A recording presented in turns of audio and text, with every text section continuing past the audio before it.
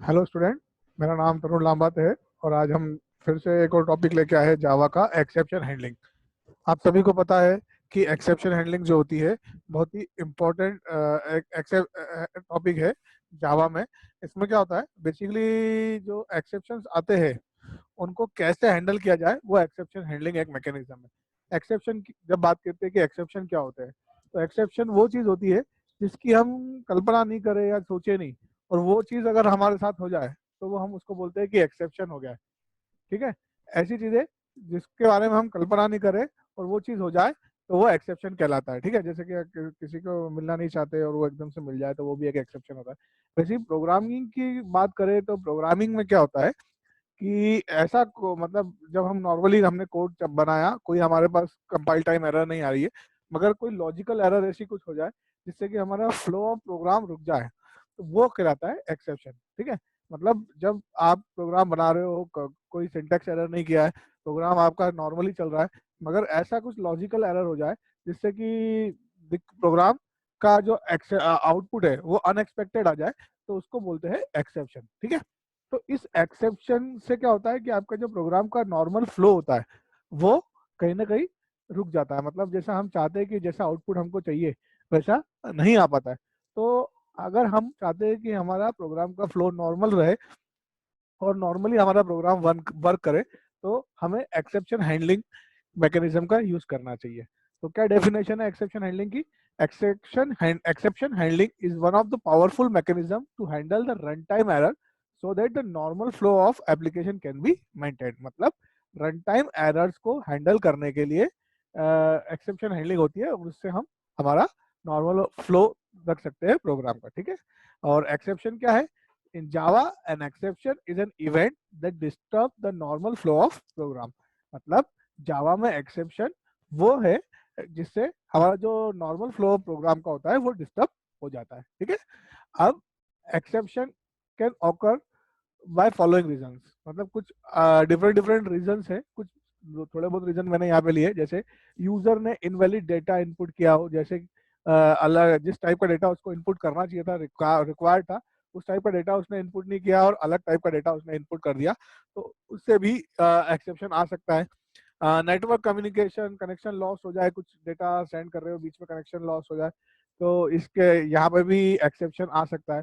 अगर मान लीजिए आप कोई फाइल ओपन करना चाहते हैं और उस समय वो फाइल उस समय अवेलेबल नहीं है, तो फाइल नॉट फाउंड एक्सेप्शन। इस तरह के बहुत सारे अलग अलग एक्सेप्शन आप को आ सकते हैं। ठीक है। अब मान लीजिए एक एग्जांपल देता हूँ, अर्थमेटिक एक्सेप्शन का छोटा सा एग्जांपल है। मान लीजिए एक प्रोग्राम बना रहे हैं हम, c equal to a divide by b।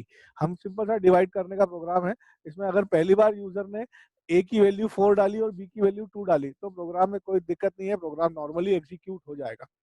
मगर इसी समय क्योंकि हमने कोई एक्सेप्शन हैंडलिंग का मैकेनिज्म नहीं रखा है, तो पहली स्टार्टिंग वैल्यू जो है a की 4 डाली और b की वैल्यू गलती से 0 डल गई है, तो अब क्योंकि 0 से डिवाइड नहीं कर सकते तो प्रोग्राम में एक्सेप्शन आ जाएगा। ये एक अर्थमेटिक एरर है।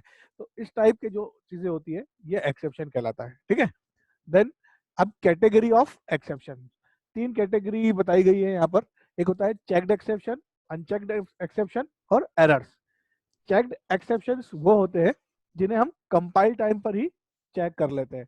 तो checked exception are those who can checked at compile time, इसीलिए इन्हें कंपाइल टाइम एक्सेप्शन भी कहा जाता है। मतलब जैसे हम कोई एरर्स, जो लॉजिकल एरर सिंटेक्स एरर जो करते हैं उसमें कोई प्रॉब्लम आती है तो कंपाइल टाइम पे ये हमें पता चल जाती है। अनचेक्ड एक्सेप्शन जिन्हें हम कंपाइल टाइम पर चेक नहीं कर पाते हैं वो अनचेक्ड एक्सेप्शन कहलाते हैं, और ये रन टाइम के ऊपर ऑकर होते हैं। मतलब जब प्रोग्राम आप एग्जीक्यूट कर रहे हो, at the execution time of program, इस टाइम पर ये अनचेक्ड एक्सेप्शन आते हैं। इन्हें हम रन टाइम एक्सेप्शन कहते हैं। ठीक है। ये या तो आपने जैसे मैंने बताया कि लॉजिक गलत लिखा हो, या कोई एपीआई आप जिससे कनेक्ट कर रहे हो वो एपीआई प्रॉपरली कनेक्ट नहीं हो पा रही है, या इस तरह की जो एरर्स आती है वो आपके अनचेक्ड एक्सेप्शन में आती है। फिर आते हैं एरर्स पे। एरर्स क्या होती है? ये जो बेसिकली अपना जो प्रोग्रामर होता है यूजर, उसके कंट्रोल में नहीं होती है। ये अलग से एरर आती है, उसमें यूजर कुछ कर नहीं सकता। जैसे मान लीजिए मेमोरी की कोई प्रॉब्लम आ गई है या स्टैक ओवरफ्लो हो गया है, इस तरह की जो एरर्स आ सकती है ना, तो ये जो होते हैं एरर्स के अंदर आता है। ठीक, आगे बढ़ते हैं।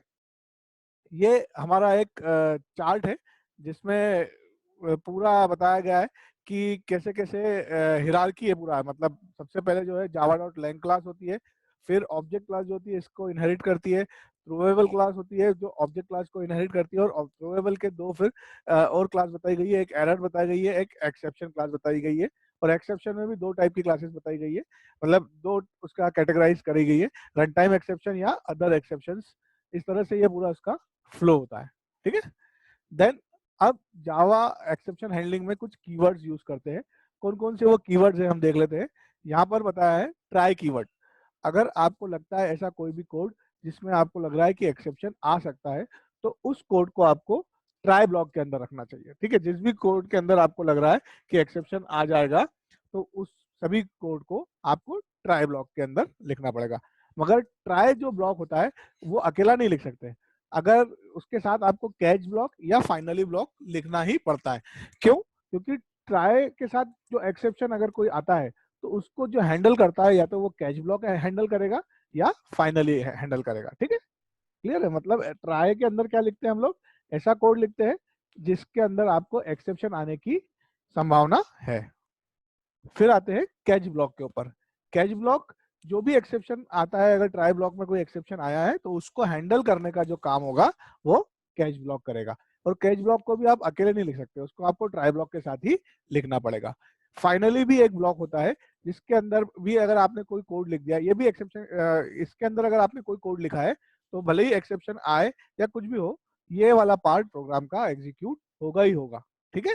मतलब अगर आपको कोई चीज, कुछ भी डेटा आपने इसके अंदर लिखा है तो वो एग्जीक्यूट होगा। इसके अंदर हम इम्पोर्टेंट लिंक्स वगैरह, या जैसे आपको मान लीजिए आपने डेटाबेस के कुछ कनेक्शंस आपने स्टार्टिंग में कंस्ट्रक्टर के अंदर कर रखे, और यहाँ पर अगर आप चाहते हो कि जब प्रोग्राम टर्मिनेट हो तो प्रॉपरली ये सारे कनेक्शंस खत्म हो, क्लोज हो, तो ऐसी सभी चीजें जिसके साथ आप चाहते हैं कि नॉर्मली वो खत्म हो या एग्जीक्यूट हो, तो ऐसे सभी कोड आप फाइनली ब्लॉक के अंदर लिख सकते हैं।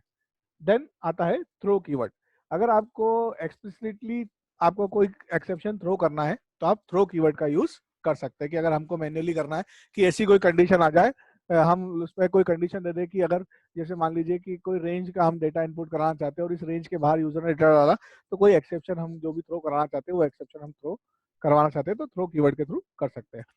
थ्रोस कीवर्ड भी होता है। थ्रोस कीवर्ड एक्सेप्शन को थ्रो नहीं करता है, जबकि थ्रो नहीं करता है, ये बताता है कि ये कौन से एक्सेप्शंस को हैंडल कर सकते हैं। मतलब हम जब भी कोई मेथड बनाएंगे तो उसके साथ थ्रोस कीवर्ड का यूज करके बता देंगे कि ये जो मेथड है इन इन एक्सेप्शंस को हैंडल कर सकती है, ठीक है। तो ये बेसिकली एक्सेप्शन हैंडल करने के लिए कि आप स्टार्टिंग में ही डिक्लेयर कर दीजिए कि अगर इस मेथड में कोई एक्सेप्शन आ सकती, ये एक्सेप्शन आएंगे तो ये मेथड एक्सेप्शन हैंडल कर लेगी, ठीक है। Thank you. अब हम क्या करते हैं, एक इसका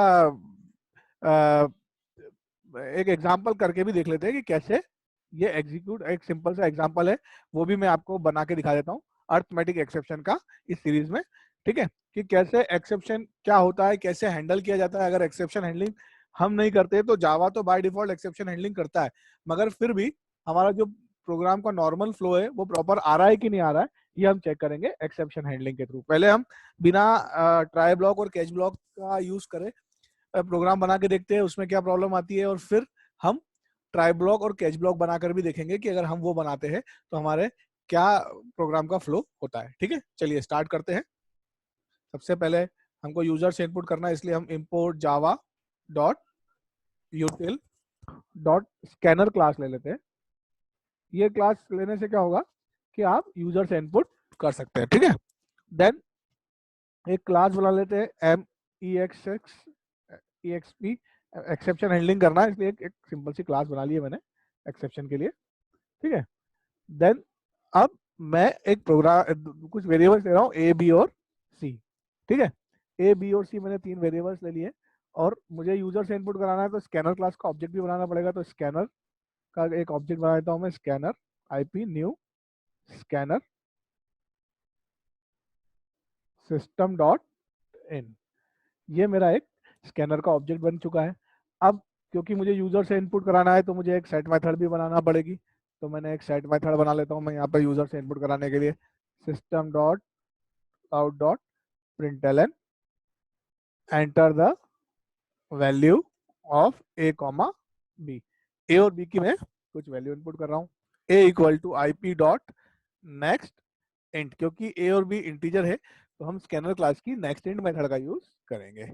फिर बी में भी ऐसी तरह से स्कैनर के ऑब्जेक्ट से हम मेथड कॉल करेंगे नेक्स्ट इंट मेथड, तो हमारे ए और बी की वैल्यू इनपुट हो गई है। फिर हम एक डिव मेथड बनाएंगे जो कि डिवाइड करेगी, ठीक है। इसमें हमने लॉजिक लिखा c equal to a divide by b, बिना अभी हम कोई एक्सेप्शन हैंडलिंग का मैकेनिज्म नहीं लिख रहे, नॉर्मली हमने c equal to a divide by b करा और फिर इसका जो भी आउटपुट आएगा उसको हम प्रिंट कर लेते हैं।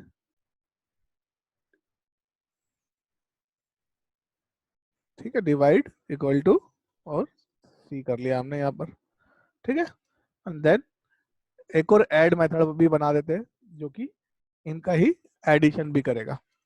सी equal to a plus b और sorry system dot out dot println add equal to plus c. तो हमने यहाँ पर एडिशन भी कर लिया है। अब हम मेन मेथड बनाएंगे, public static void main method हमारी यहाँ बन गई है स्ट्रिंग आर्गुमेंट, ठीक है। यहाँ हमने मेन मेथड भी बना लिया है। अब हम हमारी जो क्लास है उसका ऑब्जेक्ट बना लेंगे। हमारी क्लास का नाम है,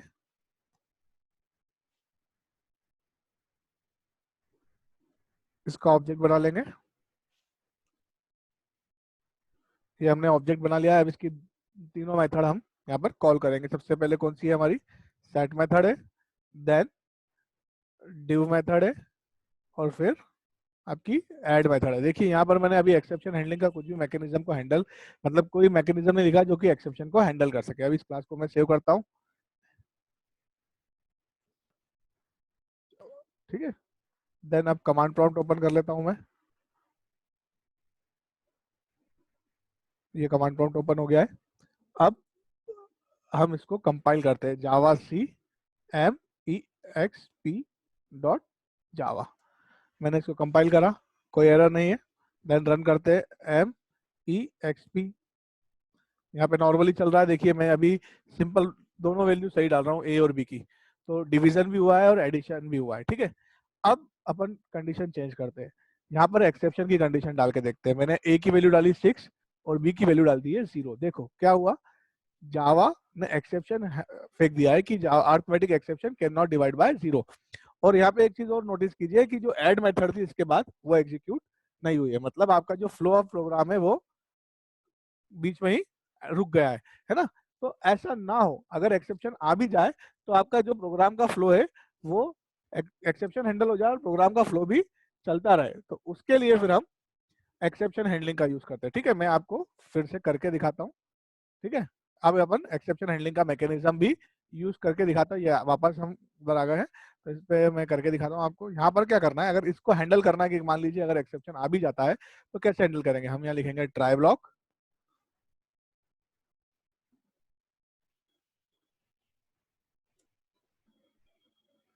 एंड देन इसको हैंडल, अगर एक्सेप्शन आता है तो ट्राई ब्लॉक उसको हैंडल करके कैच की तरफ फेंकता है। अब हम, क्योंकि ये अरिथमेटिक एक्सेप्शन आएगा तो यहाँ अरिथमेटिक एक्सेप्शन लिखेंगे और ई। आप यहाँ पर एक्सेप्शन डायरेक्ट भी लिख सकते हैं, क्योंकि एक्सेप्शन जो क्लास है वो सभी एक्सेप्शंस की सुपर क्लास होती है। इसलिए चाहे तो आप सिर्फ एक्सेप्शन लिख सकते हैं, मगर अगर आपको लगता है कि स्पेशलाइज सिर्फ अरिथमेटिक एक्सेप्शन ही कैच करे तो यहाँ पर ये सिर्फ कैच ब्लॉक अरिथमेटिक एक्सेप्शन को ही कैच करेगा, और ये ई जो हमने लिखा है ये एक्सेप्शन का ऑब्जेक्ट है, ठीक है। अब हम यहाँ पे प्रिंट कर देते हैं कि कौन सा एक्सेप्शन आया है, system dot out dot println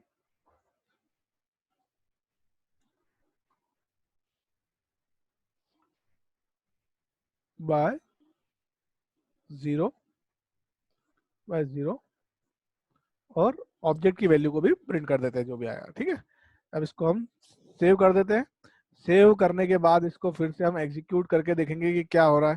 तो हम ये कमांड प्रॉम्प्ट पे चलते हैं, यहाँ पर इसको कंपाइल करते हैं फिर से, जो भी हमारा प्रोग्राम था उसको MEXP डॉट जावा, कोई एरर सिस्टम की स्पेलिंग गलत हो गई है कहीं, इसको सही कर देता हूँ मैं।